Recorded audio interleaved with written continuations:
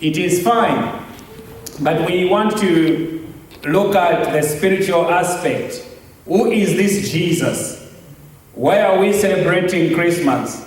The specific day that our Lord Jesus Christ was born may not be known by human beings, but God gave us Jesus Christ. And because Jesus was born, we are celebrating this period, the festive season. There are people that argue, why should we celebrate Christmas? We don't want. But the day, the month, it doesn't matter unto the Lord. What matters most to God is, what is it that Jesus came to do on earth? Was Jesus prophesied before he was born? And the answer is yes. We see here many years before Jesus was born, Micah the prophet from the Old Testament began to see in the Spirit, and he tells us in Micah 5 verse 2, but to you, Bethlehem, Ephratah, through you, though you are a little among thousands, you are not considered to be a big tribe, to be a big city of Bethlehem. Bethlehem is a very small city. You can walk from the other side to the other end. Very small place, but that's the place that God chose that Jesus be born. I want to encourage somebody today to say, no matter how insignificant we might have started out in life, no matter how people might have considered us, I want to encourage you, just like God spoke through Micah to the city of Bethlehem, to say, through you, Bethlehem, a Savior shall be born. Somebody will come out and he will be a ruler to the nation of Israel. So there was a prophecy that Jesus was to be born. This prophecy was fulfilled. Micah saw this many years before Jesus being born. And let's go to Matthew chapter number 2 and see the fulfillment of Micah's prophecy. Matthew chapter number 2 verse 1. Micah 5 verse 2. Now we are going to Matthew chapter number 2 and see how that prophecy that Micah saw many years come to pass. God is a God who fulfills prophecies and promises that he has made to his people. Matthew 2 and verse 1. Matthew chapter number 2 verse 1. What does the Bible say? Now after Jesus was born in Bethlehem of Judea in the days of Herod the king, behold, the wise men from the east came to Jerusalem. I want us to connect what Micah saw in Micah chapter number 5 and what Matthew is recording in Matthew chapter number 2. The prophets that came to say somebody will be born. Here we see the place where he was to be born. God is a detailed God. Micah saw a place and a baby being born, a ruler in Bethlehem. Matthew comes to say it came to pass that Jesus was born in Bethlehem, in Judah, in the days of Herod. They even give us the time and the king who was there. It was Herod who was sitting in the time of King Herod. So we can see to say Jesus is not just a baby that was born from anywhere, but is a baby that was prophesied by the prophets to say he will be born. Was he born? The answer is yes. Was the place where he was to be born prophesied? The answer is yes. There was a prophecy to say there will be a baby that will be born. So you can begin to see the goodness of God and the promises of God, that whatever God does, it is within his calendar. And you and me in our lives, just like Jesus was born in Bethlehem, Judah, a city which was not known. People were thinking of Jerusalem, the big city, and where everybody was going. But God had chosen that small place of Bethlehem for Jesus to be born. Even as our children do the nativity plays and all that. And this year, because of the COVID challenges, somebody was telling me, I think I guess as well from school, had it not been the school being closed before the actual date they were supposed to close, they were going to do nativity, but not talking, not singing, but using sign language. Times have changed, but we thank God for everything. This baby that even non-believers celebrate, a baby that even people that don't want to hear about him, they hear about him during this period of Christmas. But to you and me, he's not just a baby, he's a savior, a ruler who came to deliver the whole world. Here is being assigned and allocated to the nation of Israel. But we know from the New Testament that he came to be born to save the whole world. So you and me, as children of the Most High God, be encouraged that Jesus was born to be a ruler, to be a leader. He was prophesied to say he will be born in a specific place, and he was born in a specific place. You and me, wherever we live, wherever we are, God knows us. And he's got all the details for each one of us. And he will continue to bless us because his word can never fail. Here we see what Micah saw coming to pass in those days. Isaiah 7. Again, let's go back. 700 years back before our Lord Jesus Christ. Isaiah chapter 7 verse 14. Isaiah 7 verse 14. What does the scripture tells us about the prophecies of Jesus? Jonathan, if you can read for us Isaiah 7 verse 14. What was said about this baby who was going to be born? Isaiah 7 verse 14. It's very, very important to understand that Jesus did not just come from the blues. Jesus did not just appear on the scene, but his birth, his life, and all the things that was going to do were all mapped out. What a divine plan of God. Divine providence of God. Isaiah chapter number 7 and verse 14. What does the scripture say? Isaiah chapter number 7 verse 14. Jonathan, would you like to read loudly the scripture for us? Isaiah 7 14. What does the scripture say? Therefore, the Lord God himself will give you what? A sign. A sign. What is that sign? The virgin will be with child. A virgin will have a child or a baby. And will give birth to a son. And he will give birth to a son. And we will call him Emmanuel. And the name is given. What was the name to be given to the baby, Jemima? What was the name? Emmanuel. What does Emmanuel mean, Shekinah? Jesus. God is with us. God with us. That's what the name Emmanuel means. To say there will be a baby, a child will be given. A son will be given, and this child will have a name, and his name will be Emmanuel. I want to take you through 700 years. A prophecy is given that there will be a sign for this child to be born. What was the sign? A virgin.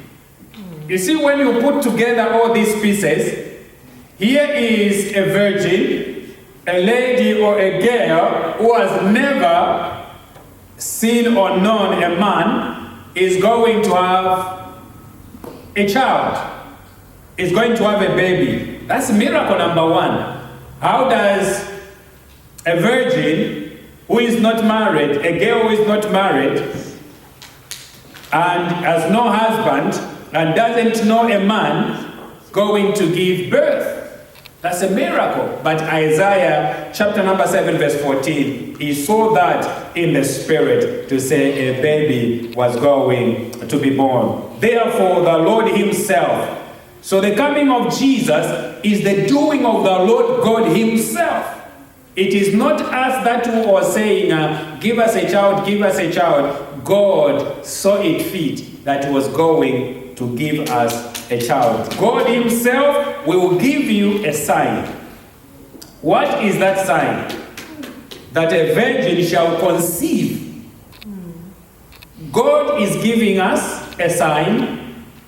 A virgin is going to conceive. Miracle number 2.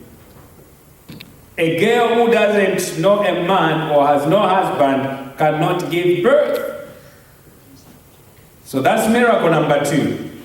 She's going to conceive, and she's going to bear a son. A son is somebody, a man who is grown. A son. That's another miracle we see there. So Jesus was already in existence, but he was given. And then not only was he given, but a child was to be born. And this child, it will be called Emmanuel. Even a name was already given. What was the name? Emmanuel. What does Emmanuel mean? Emmanuel simply means God with us. God with us. So God is always on our side. Even as we end this year, we are trusting God that God is on our side. God has not neglected us. God is not abandoning us. Yes, there are challenges of COVID-19. Yes, there are challenges in many areas of our lives, but God is always faithful. He promised to give us a child. He promised to give us a son, a deliverer. His name is Emmanuel, God with us, and he has given us this child and his son called Jesus Christ. Let's go to Matthew chapter number 2. Matthew chapter number 2. This is the Christmas story of our Lord Jesus Christ, who came to be born. Matthew. Let's go to Matthew. We'll pick few verses from chapter number 1 of Matthew and chapter number 2 of Matthew. Look at this in Matthew. Now they are giving us a genealogy, the family tree of Jesus Christ. Why does the Bible give us the genealogy of Jesus Christ? The Bible wants us to know where Jesus is coming from, just like any other human being. I know it's a very, very abnormal and amazing when people tell you he has died and is being buried by the government because he has no relatives, he has no family. A lot of people have been buried like that. But all of us, we have a family. We may have people that have abandoned us, but there is a God in heaven and the family of God that he has given to us. So as we end the year, as we celebrate the birth of our Lord Jesus Christ, as you'll be going into all this festivity, receiving presents, receiving gifts, and all that, let's remember God has given us the best gift, his son Jesus Christ. And this Jesus did not just come from nowhere. It was possible for God to bring Jesus from heaven to come on earth, but people were going to be scared of him as a ghost from where they don't understand where he came from, but he had to be born as a baby and grow up just like you and me. The place was mentioned where he was going to be born. What was the place? David? What was the place where Jesus was to be born? Bethlehem. Who was the mother to Jesus here on earth? Jonathan? Mary was the physical mother. But we know according to Isaiah, who gave us Jesus? Eliezer? Who gave us Jesus? Where did Jesus come from? God in heaven. So it is God who gave us through who? Mary the Virgin. And Mary was just a channel that God used. So we cannot worship Mary. Mary was just a physical container that God had to use, a human being that God was to use to give us Jesus Christ. Was the birth of Jesus Christ prophesied? The answer is yes. Many years before, Micah saw it, where he was going to be born. Isaiah saw it 700 years before Jesus, to say Jesus was to be born through the Virgin Mary. So let's look at the family of Jesus Christ. That is the earthly family, but we know it came from God, because the Bible tells us so. Matthew 1, maybe we'll pick a few verses from verse 1, then we'll go into verse 2. The book of genealogy of Jesus Christ, the son of David, the son of Abraham. So the Bible is taking you all the way back. So you know that Jesus has an earthly family which you can trace. David, the son of Abraham. Abraham was the father of Isaac. Isaac is the father of Jacob. Jacob was the father of Judah and his brothers. You remember? Jacob had 12 sons and 1 daughter.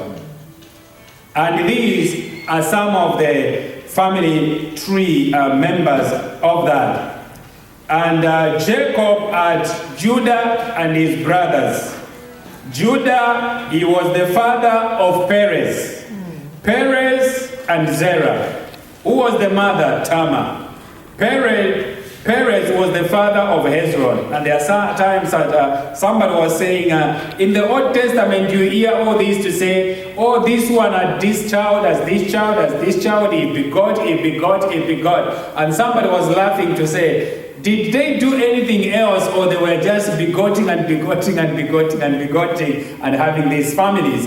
But the Bible is detailed. It wants to give us the family tree, the people who gave birth to who, and what role they played in the life of Jesus. And as disciples of Jesus Christ, and as a church, as disciples of Jesus, because we study the Bible and we believe in what the Bible says, most of the names that are mentioned in the Bible, if they have nothing to do with Jesus Christ, some of the names and history are even ignored. But you discover that every detail that is connected to Jesus, they will always come out. So all the time, and every time you read the Bible, go through these names. Make sure that you read them. Don't just skip them to say they are just names. No. They help us to understand where we are coming from. So look, Matthew chapter number 1, the Bible keeps telling us in verse 1. Verse 2, let's go to 2, 3, 4. And Perez and Zerah, the mother was Tamar. Perez is the father of Hezron. Hezron is the father who gave birth to Ram. Ram is the father of Aminadab. Aminadab gave birth to Nahshon, and Nahshon to Salmon. And Salmon is the father of Boaz by Rahab. So again we see who gave birth to who. We remember Rahab, the prostitute from Jericho. Boaz is the father of Obed. And if anything, Jewish history tells us these are sages from Israel. They believe that the farm where the shepherds were looking after animals, this is just part of the history, you can take it or just leave it. They believe that the farm where the shepherds were looking after animals might have likely to be the farm and the animals that belonged to the big estate of Boaz, because the man was very rich and he left an inheritance to the children of Israel. So we see the family tree there, and in verse 6, Boaz, he was the father of Obed by Ruth. And Obed begot Jesse. Who is Jesse? Jesse is the father of King David. King David is the father of King Solomon. And who is Solomon? Who had been begot Solomon by her, who had been the wife of Uriah. Solomon is the father of Rehoboam, and the genealogy continues. Now let's go to verse 18 as we look at the Christmas story, as we prepare ourselves for this Christmas period. Verse 18, Matthew chapter number 2, verse 18. Now the birth of Jesus Christ.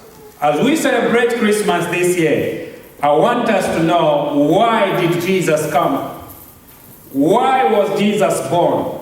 And for us, Jesus is not only for Christmas. And Jesus is not going to remain as a baby. Jesus is the King of Kings. He has gone back to heaven. Jesus lives forever. But how was he born here on earth?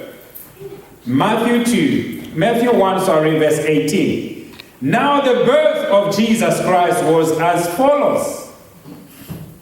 After his mother, Mary, was betrothed or was engaged to be married to Joseph, before they came together, before they even came to know each other well, the Bible tells us she was found with child by the Holy Spirit. So Mary conceived. She was pregnant by the Holy Spirit. The Holy Spirit hovered over her. The Holy Spirit touched her life. And she began to expect a baby. Verse 19, Matthew 1:19. Then Joseph, her husband, being a just man, being a righteous man, he didn't want to send away Mary because she was expecting a baby. He didn't want to send her publicly to say, go away, you are expecting a baby. He wanted to send her secretly, but was reminded. He wanted to send her secretly, but hear what the Bible says in verse 20, Matthew 1:20. But while he thought about these things, behold, an angel of the Lord appeared to him in a dream and said to him, Joseph, son of David, do not be afraid to take Mary as your wife, for the baby that Mary is carrying is of the Holy Spirit. So we see here, Jesus came on earth by the work of the Holy Spirit. And she will bring forth a son, and you shall call his name Jesus. Can we see now two names here? What did Isaiah tell us? Jonathan, what did Isaiah tell us? You shall name the baby as what? Emmanuel. Now another name is added. Another title is added. There, you shall call his name Jesus. Jesus is the same root word with Joshua, Savior. There are times that we call Jesus Christ, and people think Jesus is the first name, Christ is the surname. No. These are titles of what Jesus was to achieve. Christ simply means the anointed one. Christ simply means the anointed one. Jesus or Yeshua simply means the Savior, the one who come to deliver, just like the name Joshua means Savior or deliverer, or somebody who comes to rescue other people. So here the Bible says, you shall call his name Jesus, the anointed one, for he will save his people from their sins. Amen. So when we look at Jesus and the birth of our Lord Jesus Christ, he is coming to save us from our sins. He is coming to deliver us from all our sins. That's the purpose of the coming of our Lord Jesus Christ. He came to deliver us. He has come He has come to save us. And I just want you and me, when we are celebrating this Christmas, to know why Jesus Christ came. He came so that you and me, we may have life in abundance. And above all, He came to forgive our sins. He came to deliver us from all our sins. And I just want us to stand, even as we celebrate the coming of our Lord Jesus Christ. I know in the week, the children will be doing the nativity play that will be on Zoom. But I want you, from what we have read from the Word of God, Jesus Christ is coming. Jesus has come. Jesus will come to judge the world. He came and He was born to forgive our sins. Let's all stand as we pray and celebrate our Lord Jesus Christ. I know it's very weird to pray with our masks on, but we are trusting God that Jesus came to deliver us from all our sins, from all our sicknesses, even COVID-19. Wherever you are, open your mouth and thank God to say, Jesus, I thank you because you came to heal me. You came to deliver me. You came to help me. You came that I may have life in abundance. I am going into 2021. I am celebrating Christmas in 2020 because Jesus, you came to give me life in abundance. Go ahead and pray. Father, we thank you and we appreciate your goodness. Thank you, Jehovah God, for what you have done, sending Jesus Christ from heaven to come and take all my sins away, to heal me. Father, you are healing us from COVID-19. You are healing us from every trouble. You are healing us and delivering us because you are the deliverer. You are Jesus Christ, the anointed one, the Messiah. You came to set us free. Even the things that are troubling the world, mighty God, deliver us, because that is what you came to do. You are the anointed one, Messiah, Yeshua, Yemashia. You came to deliver us. You are being celebrated this Christmas because you came to give us life in abundance.